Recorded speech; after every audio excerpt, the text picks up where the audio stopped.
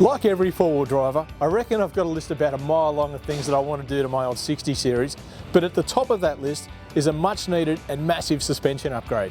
So we've come down to Tough Dog suspension today so that we can improve the safety of this vehicle. We're going to increase the ride height and improve the way the vehicle handles and articulates when it goes off-road. It's also going to really make a difference to safety when he's cornering on the open road. Everything in this vehicle is totally shagged. Shackle rubbers, the original shock absorbers at 300,000 Ks, they're still in here. So Simon, what are we going to do about this vehicle? What we're going to do, mate, is we've ascertained that the whole suspension needs replacing.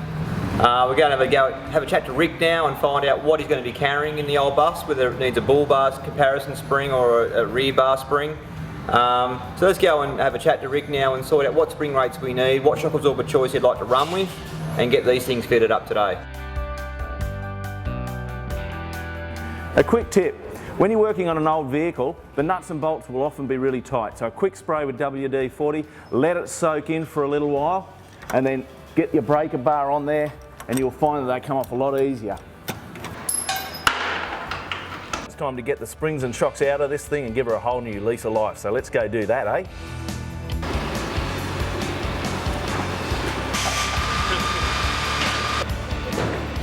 There's two types of bushes that we tend to use in the four-wheel drive industry for our suspension. There's a rubber bush and then there's a polyurethane bush.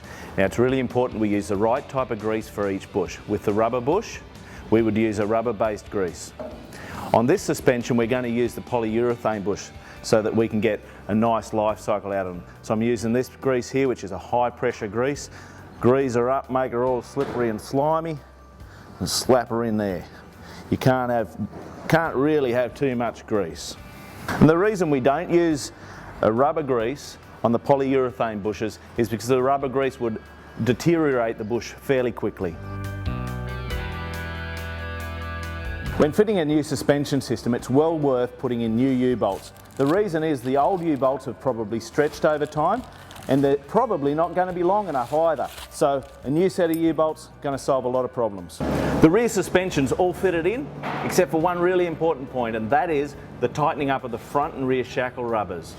Now we're going to do this when the weight of the vehicle is on the new suspension. And this will stop any tearing of those bushes, and that can cause a premature failure of the bush. Here at Tough Dog, the boys make a variety of different steering dampeners for different applications and different needs. Now my 60 is definitely in need of an upgrade in terms of the steering damper. It's still running the factory unit that's nearly 30 years old. Now because we're going to be fitting larger tyres, what I'm going to do is upgrade to the EXT unit.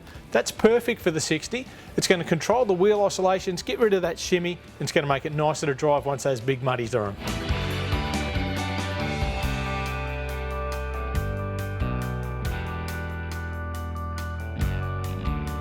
That's come up 4 inches.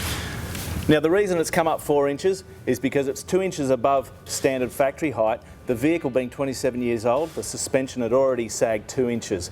I reckon Rick's going to be pretty pleased with the ride now. Well, there's not much left to do now other than to enjoy the improved ride quality, the handling, and of course the extra clearance the old bus has now got. Not to mention the extra safety. Now in about a month's time, or 500 kilometres, Rick's going to bring the vehicle back, get all the bolts and everything retensioned so that nothing comes loose. That's right. Now if you'd like to know anything more about the suspension we fitted today, make sure you head to our Facebook page. You'll see all the specific details there, even the part numbers we've used. And if you want to find out where your local Tough Dog dealer is, go to toughdog.com.au. Stay safe on the trails.